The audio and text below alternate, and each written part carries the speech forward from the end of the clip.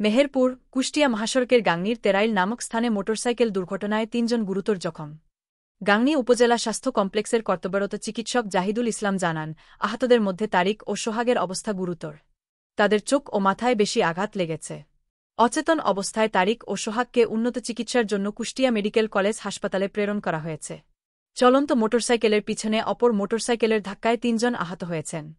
আহতদেরকে গাংনী উপজেলা স্বাস্থ্য কমপ্লেক্স ও কুষ্টিয়া মেডিকেলে প্রেরণ করা হয়েছে। আজ মঙ্গলবার দুপুর ২টার দিকে গাংনীর তেরাইল নামক স্থানে এ দুর্ঘটনাটি ঘটে।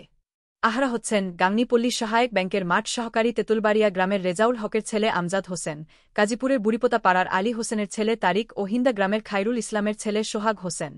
এদের মধ্যে আহত তারিক ও সোহাগের অবস্থা গুরুতর। আহত সূত্রে জানা গেছে, আমজাদ হোসেন তার ব্যবহৃত মোটরসাইকেল যোগে বামুন্দি যাচ্ছিলেন।